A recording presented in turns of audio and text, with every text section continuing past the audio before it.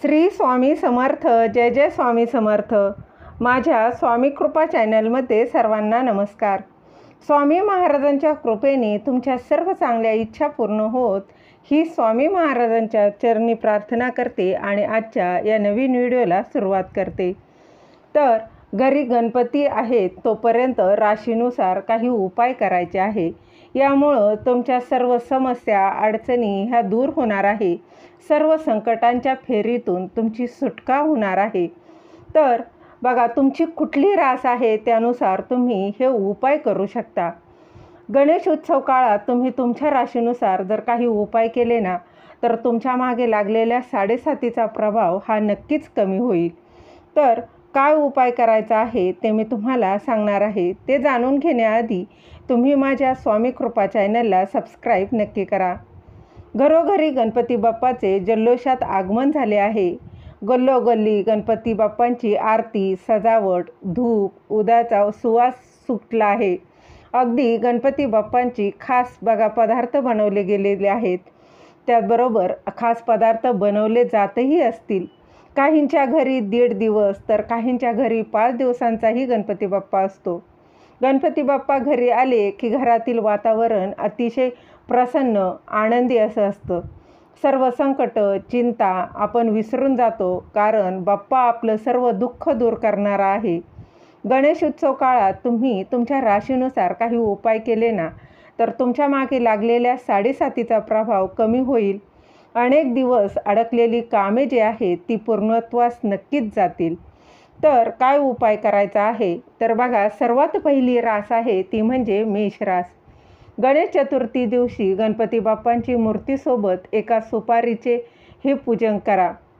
त्याचबरोबर गणपती बाप्पांच्या सहवासात त्या सुपारीला ठेवा आणि नंतर एका कपड्यात बांधून ती सुपारी तिजोरीमध्ये ठेवा. यामुळे तुमच्या तिजोरीत कधीच पैशाची कमतरताही भासणार नाही. त्यानंतर बघा, वृषभ रास. वृषभ राशीच्या लोकांनी या दिवशी गणपतीजवळ 4 नारळाचं तोरण जे आहे ते गणेश मंदिरात नक्कीच अर्पण करावं. यामुळे तुमच्या कामात येणाऱ्या ज्या अडचणी आहे त्या नक्कीच दूर होणार आहे. मग तुम्ही हा उपाय अगदी कधीही अनंत चतुर्दशीपर्यंत करू शकता. यानंतर मिथुन राशी. मिथुन राशीच्या लोकांनी गणेश संकटनाशक स्तोत्राचं जितका जमेल तितका नक्कीच स्तोत्र हे वाचन करायचं आहे. त्याचबरोबर जप करायचा आहे. त्यामुळं काय होणार आहे, तुमचा विवाह त्याचबरोबर ज्या काही समस्या आहे, अडचणी आहेत त्या नक्कीच दूर होतील. तसेच कर्क राशीच्या लोकांनी बाप्पाची पूजा तर करायचीच आहे. त्यासोबत गणेशाला पंचमेवाचा नैवेद्य आवर्जून या दिवसात दाखवायचा आहे. त्यामुळं या उपायानं तुमच्या जे काही गृहदोष आहेत ते नक्कीच दूर होणार आहे. यानंतर सिंह रास. सिंह राशीच्या लोकांनी जे मुलं आहेत, विशेष करून मुलांच्या शिक्षणातील अडथळे दूर होऊन त्यांना यश मिळावं यासाठी गणपती बाप्पांना कुंकू अर्पण करावं आणि गणेश चालिसा वाचन नक्कीच करावं. यानंतरची रास आहे ती म्हणजे कन्या रास. कन्या राशीच्या लोकांनी गायीची सेवा या दिवसात करायची आहे. गाय आणि गणपती बाप्पाचं वाहन उंदीर मामा यांना खाऊ घालायचं आहे. अगदी यामुळं तुमच्यावर बाप्पाची कृपाही होणार आहे. यानंतरची रास आहे तुळ रास. काही वेळा सण समारंभातही घरोघरी वाद सुरू असतात, त्यामुळे घरातील वातावरण गढूळ होते. जर तुम्हीही अशा वातावरणातून जर जात असाल तर हा उपाय तुमच्यासाठीच आहे. तर काय करायचं आहे बघा, अनंत चतुर्दशीपर्यंत ओम रीम ग्रीम ह्रीम या मंत्राचा दररोज 108 वेळा जप करायचा आहे. यानंतरची रास आहे ती म्हणजे वृश्चिक रास. सध्या प्रत्येकालाच कधी ना कधी पैशाची ही कमी भासते. त्यामुळे तुम्ही गणपती बाप्पांना दररोज आरती करायची आहे. त्याचबरोबर नैवेद्य देखील दाखवायचा आहे. यामुळे आर्थिक अडचणी, ज्या काही अडथळे आहेत ते नक्कीच दूर होतील. यानंतरची रास आहे ती म्हणजे धनुरास. नोकरी आणि व्यवसायात अपयश येत असेल तर या लोकांनी घरात पिवळ्या रंगाच्या गणेशाची मूर्ती स्थापन केलेली असेलच, नसेल तर बघा पिवळ्या रंगाचे वस्त्र जे आहे ते गणपती बाप्पांना नक्कीच परिधान करा. त्याचबरोबर गणपतीला पिवळ्या रंगाची फुलं, त्याचबरोबर पिवळ्या रंगाचे पदार्थ जे आहेत ते नक्कीच अर्पण करायचं आहे. यानंतरची रास आहे ती म्हणजे मकर रास. मकर राशीच्या लोकांनी 11 दुर्वांच्या जोड्यांचा हार बनवून गणपती बाप्पाला आवर्जून घालावा.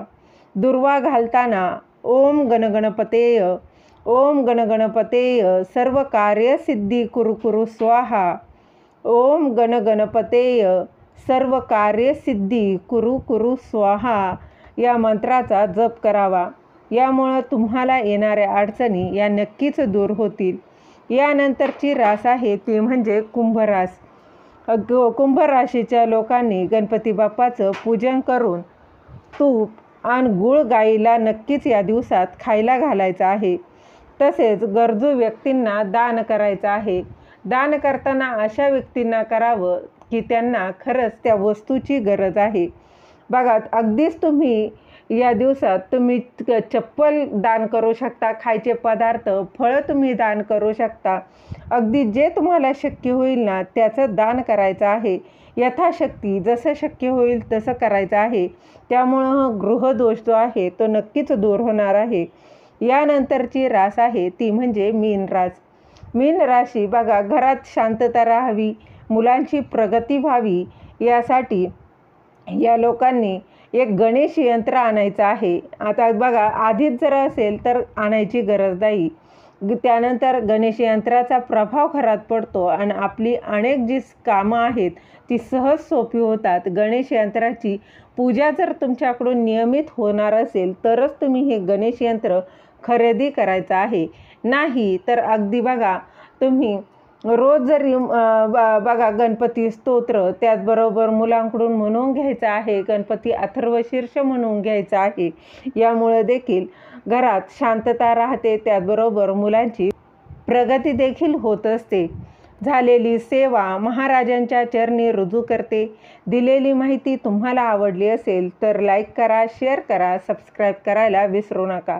श्री स्वामी समर्थ. जय जय स्वामी समर्थ.